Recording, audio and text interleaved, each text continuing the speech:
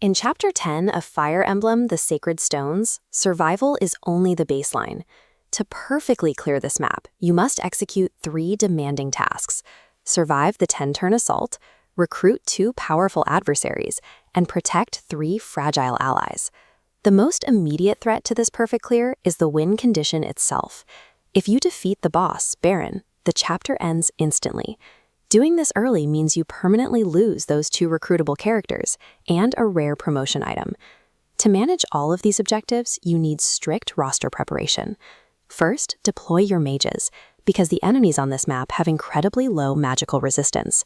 Back them up with high defense infantry. Second, you must bring a high HP, high defense flying unit. Specifically, deploying Tana or Vanessa is necessary to handle a highly lethal, isolated map objective out over the water. Carefully selecting these specific unit types ensures you have the exact tools needed to lock down multiple fronts and prevents your army from being overwhelmed. This grid shows Chapter 10's layout. The immediate threat comes from southern forts spawning mercenaries. Move high defense infantry directly onto these bridges to block them. Simultaneously, send sword-wielding units center-left to intercept incoming pirates and secure weapon triangle advantages. With the ground locked down, you have to address the water. The sea is occupied by fleet ships. These act as mobile ballistae, capable of dealing massive, long-range damage to your flying units. You need to send Tana or Vanessa directly over the water to aggressively attack and destroy these fleet ships within the first 3 turns. Destroying the fleet early removes the only anti-air threat, turning the water from a lethal danger zone into a safe tactical flank for the rest of the battle. The rhythm of the map changes drastically on turn 4. Cormag and his Wyvern Riders begin moving aggressively toward your position. You need to carefully pull his squad toward your main army.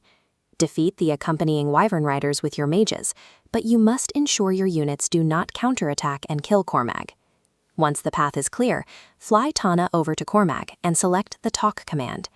This instantly converts him from an enemy into a permanent member of your army. Next, move Ephraim to the center left of the map to initiate the Talk command with Dusel.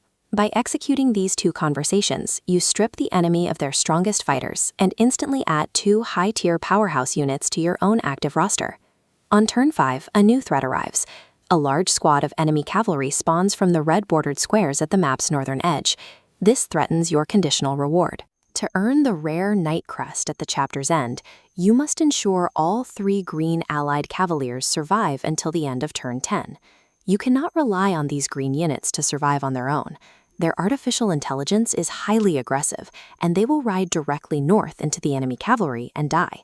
To prevent this, use your own mounted units to ride up to the green cavaliers and execute the Rescue command, which picks them up off the battlefield. Once rescued, carry those green units to the far bottom edge of the map. Drop them in a corner where they are completely removed from the combat zone. Proactively micromanaging allied AI by physically removing them from danger is the only reliable way to secure high-value conditional rewards like the Night Crest. With your roster expanded and the green units safe, you can look at the boss. Defeating Baron is entirely optional, but it offers a massive payout of experience points. This grid illustrates Baron's attack range. His longbow specifically targets units within a 3-space radius. Place a high defense unit exactly 3 spaces away to force his AI to equip the bow. On your next turn, rush him with a close-range weapon like a killer axe. Because he currently has a bow equipped, he is completely unable to counterattack at point-blank range. Manipulating enemy AI equipping habits based on range lets you bypass his high damage output and safely collect the experience points. If you let the 10th turn end with Baran defeated and the green unit safe, you will clear the map and receive your Night Crest. However, Chapter 11 presents an immediate severe danger. You drop straight into a blinding fog of war where you cannot see enemy positions.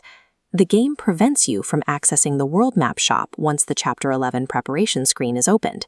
If you go in blind, you are stuck blind. Look at this final checklist item. You must use the shop located on the Chapter 10 map to buy multiple torches before you deal the final blow to Baran or end turn 10. Surviving tactical role-playing games requires foresight. Preparing your inventory for the next battle before the current one ends ensures you are never caught without the right tools.